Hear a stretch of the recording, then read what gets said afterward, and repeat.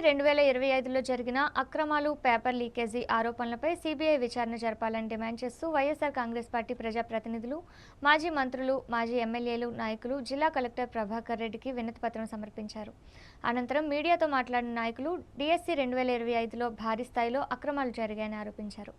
Mega DSC పేరుతో ప్రభుత్వం ఆర్భాటంగా ప్రచారం చేసుకున్నప్పటికీ నియామక ప్రక్రియలో పారదర్శకత పూర్తిగా లోపించిందని విమర్శించారు. డీఎస్సీ కన్వీనర్ను పక్కన పెట్టి అధికారులను కేంద్రీకరించడం, ప్రశ్నపత్రాల తయారీ, నిర్వహణను అవుట్సోర్సింగ్ సిబ్బందికి అప్పగించడం ద్వారా పేపర్ లీకేజీకి మార్గం సుగమం చేశారని ఆరోపించారు. అవుట్సోర్సింగ్ ఉద్యోగి పురమ నవీన్కు సంబంధించిన ఉదాహరణను ప్రస్తావిస్తూ పరీక్ష నిర్వహణలో ఉన్న వ్యక్తికే టాపర్ ర్యాంకులు రావడం అనుమానాలకు తావిస్తుందని అన్నారు. స్పోర్ట్స్ కోటా పేరుతో నిబంధనలను మార్చి అర్హత లేని వారికి ఉద్యోగాలు ఇచ్చారని, జీవోల ద్వారా కోటా విధానాన్ని సడలించి తర్వాత మళ్లీ రద్దు చేయడం ద్వారా గందరగోళం సృష్టించారని పేర్కొన్నారు.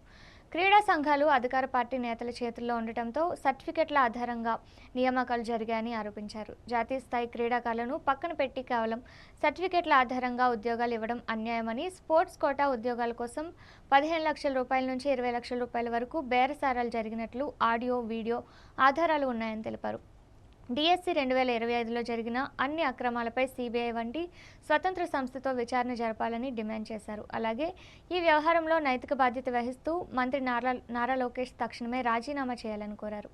విద్యా దీవెన, వసతి దీవెన బకాయిలు తక్షణమే చెల్లించాలని, నిరుద్యోగ భృతి హామీని అమలు చేయాలని కూడా వారు డిమాండ్ చేశారు.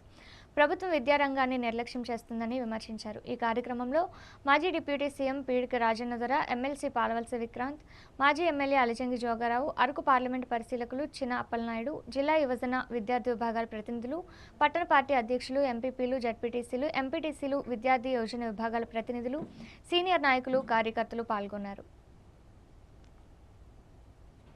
మెగా డిఎస్సీ పేరిట దగా చేసిన విషయాన్ని ఈ రాష్ట్ర ప్రజలందరికీ కూడా తెలిసినప్పటికీ కూడా ప్రభుత్వం నిమ్మక నీరెత్తినట్టుగా ఉంటుందన్న విషయాన్ని గుర్తించి ఎన్నిసార్లు ఈ దగా పడ్డ నిరుద్యోగ యువకులు మరియు వాళ్ళ తల్లిదండ్రుల యొక్క ఆవేదనని ఈ ప్రభుత్వం అర్థం చేసుకోమని చెప్పేసి అడిగే విధంగా ఈరోజు వైఎస్ఆర్ కాంగ్రెస్ పార్టీ కార్యాచరణ చేయడం జరుగుతుందన్న విషయాన్ని మీ ద్వారా తెలియపరుస్తున్నాం.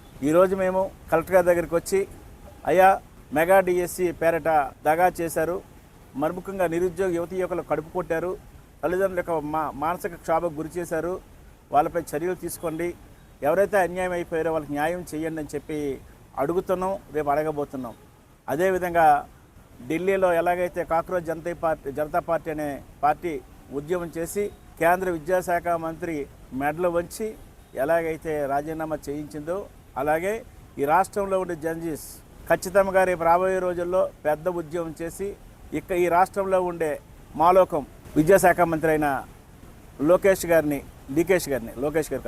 గారిని రాజీనామా చేసే వరకు కూడా వైఎస్ఆర్ కాంగ్రెస్ పార్టీ మరియు ఈ రాష్ట్రంలో ఉండే జడ్జెస్ అందరూ కూడా వీధి పోరాటం చేయడానికి రెడీ అవుతుంది.